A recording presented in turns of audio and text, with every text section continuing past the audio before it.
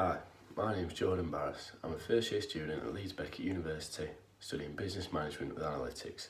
I'm going to be looking into my consumer behaviour, including why I buy certain products and the decision making process that I go through, using a couple of examples of products that I have recently bought. I'll start by defining the terms marketing and consumer behaviour.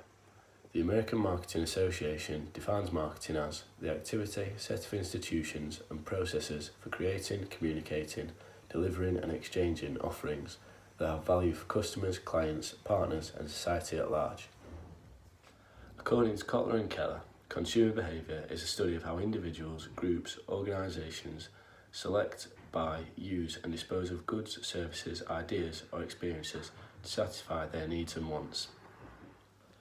So, before we look at the products that I have chosen, I first need to explain the three types of buying situations. The first buying situation is called the routine problem solving. These are regular, low-risk purchases which involve a very short decision-making process. They are habitual purchases and impulse buys, such as a soft drink or a bottle of shampoo. The second buying situation is the limited problem solving. They are less frequent purchases which take a bit more thought in terms of the decision-making process.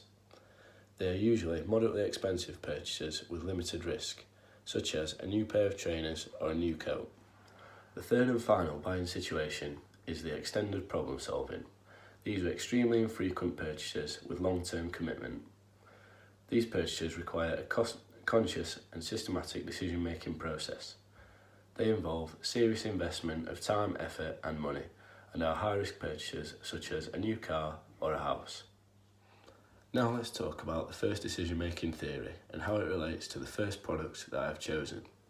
This theory is the business-to-consumer decision-making process by Gurney and Richardson. So my first purchase is a £3 meal deal from Tesco. Because this is a habitual and regular purchase, it falls into the routine problem solving. The business-to-consumer decision-making process can be broken down into several steps. The first step is problem recognition, where the consumer identifies a problem that needs to be addressed. So in my case, it was simply that I was hungry at lunchtime and I didn't have enough time between lectures to go home and make myself something. Step 2 is information search, which is where the consumer will look for data and information which will help to solve the problem at hand. So for me, I'm looking at any cafes or supermarkets where I might be able to get some lunch. Step 3 is information evaluation, where the consumer weighs up their options and any alternatives. Step 4 is the purchase decision, where the consumer uses their evaluation to make a decision. So in my case, I chose Tesco because it was close to the uni and I knew that I could get a good quality sandwich, drink and snack for just £3. Step 5 is the post-purchase decision. This is where the consumer decides whether or not they were happy with their purchase and whether or not they would make it again. I was happy with my decision and I know that I would make the purchase again as it's one that I make quite regularly. The final step is feedback prior to the next decision, where the consumer has the opportunity to give their opinion on a product. This could be posting on social media or simply telling a friend about your purchase.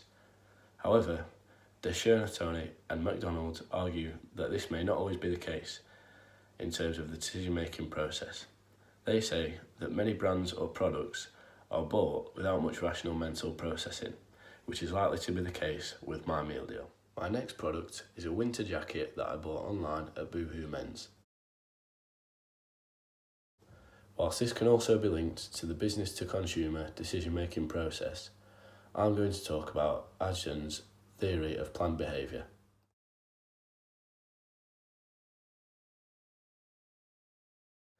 So this theory factors in attitude, subjective norms and perceived behavioural control, and how they lead on to the intention to buy a product, which in turn leads to carrying out that behaviour of making the purchase.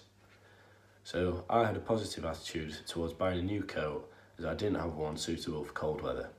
Subjective norms is the perceived social pressure of whether or not to perform a certain behaviour. Perceived behavioural control is the difficulty of carrying out the behaviour. So in my case, the jacket I bought was easily affordable and easy to buy online. If one, two or even all three of these factors are favourable, which in my case they were, this leads to the intention to buy that jacket and then the behaviour of making the purchase. That's all for my Consumer Me vlog.